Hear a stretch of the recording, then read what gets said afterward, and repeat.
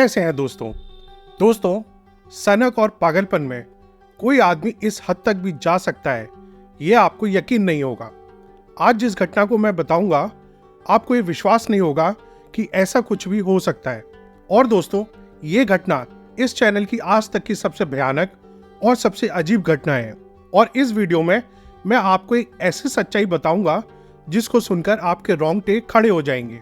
ये घटना उड़ीसा की आज तक की सबसे भयानक और सबसे खौफनाक घटना थी।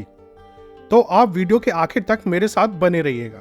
दोस्तों, मैं हूं अनुज और आप देख रहे हैं history mystery Hindi facts channel.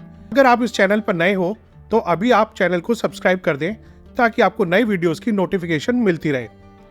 तो दोस्तों, ये कहानी है उड़ीसा के भुवनेश्वर पल्ली नाम के एक इलाके की। इस मोहल्ले में सेना का एक रिटायर्ड कर्नल अपनी पत्नी के साथ एक आलीशान घर में रहता था। और ये लेफ्टिनेंट कर्नल सेना में डॉक्टर था, जो कि अब रिटायर हो चुका था, और उसका नाम था सोमनाथ परिदा। इस मोहल्ले में सोमनाथ परिदा का घर लोगों को बड़ा ही अजीब लगता था।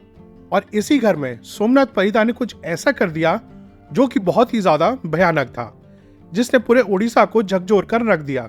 दरअसल सोमनाथ परिदा इस मोहल्ले के आलीशान घर में अपनी पत्नी उषा के साथ रहता था, और इस घर में सिर्फ 2 ही लोग रहते थे। सोमनाथ परिदा ने 1970 में उषा से शादी की थी। शादी के बाद सोमनाथ और उषा के 2 बच्चे हुए, एक बेटा और एक बेटी।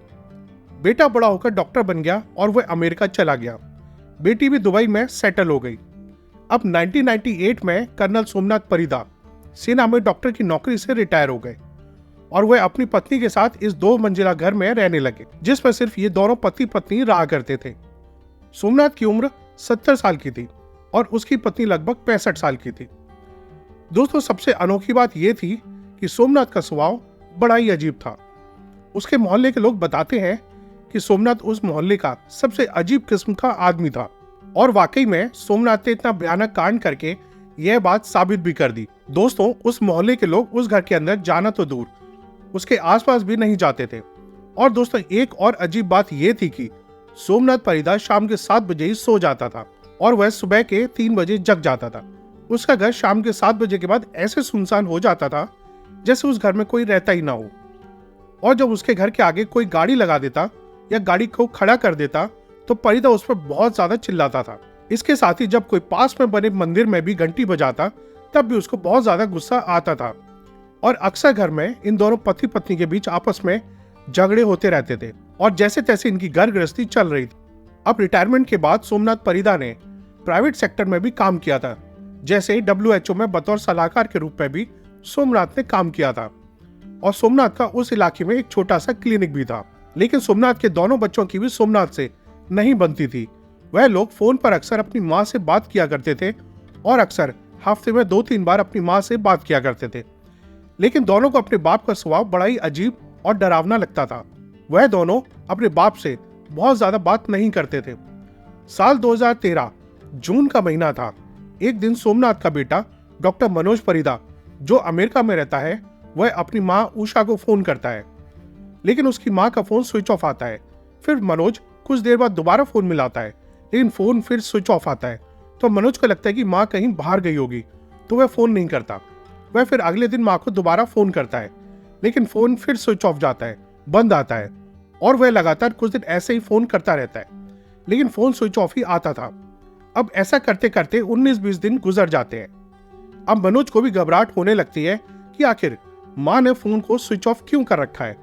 तो आखिर में मनोज अपने पिता को फोन करता है और अपने पिता से पूछता है कि माँ कहाँ है, माँ से मेरी बात करवाओ। तो पिता कहता है कि तुम्हारी माँ तुम्हारी बहन सुरेखा के पास दुबई में गई है। तो मनोज तुरंत फोन रख देता है और अपनी बहन सुरेखा को दुबई में फोन लगाता है।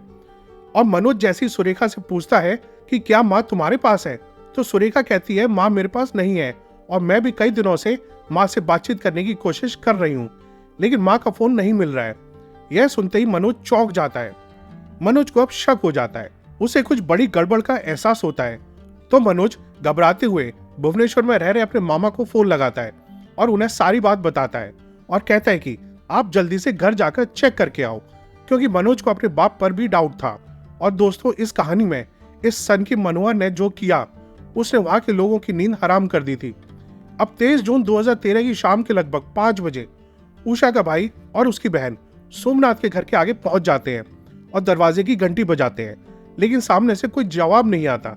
वे एक बार नहीं, 2 बार, 4 बार, 5 बार घंटी बजाते हैं तो सोमनाथ परिदा आता है, लेकिन दोस्तों सोमनाथ घर का दरवाजा नहीं खोलता और वह खिड़की से इन दोनों से बात करता है।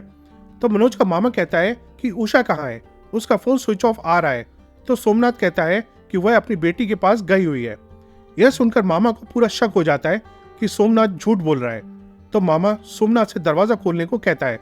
और दोस्तों ये बहुत अजीब बात थी कि सोमनाथ परिदा दरवाजा नहीं खोल रहा था। अब सोमनाथ परिदा खिड़की बंद करके अंदर चला जाता है, लेकिन उस घर के बाहर अभी भी उषा के भाई बहन खड़े हुए थे। तो उषा का भाई तुरंत मनोज को फोन लगाता है और सारी बात बताता है। तो मनोज को भी अंदेशा होता है कि घर में जरूर कुछ गलत हुआ है। तो मनोज मामा से तुरंत पुलिस स्टेशन जाने को कहता है और मामा तुरंत पुलिस स्टेशन पहुंच जाता है और पुलिस वालों को साथ लेकर मनोहर के घर पहुंच जाता है।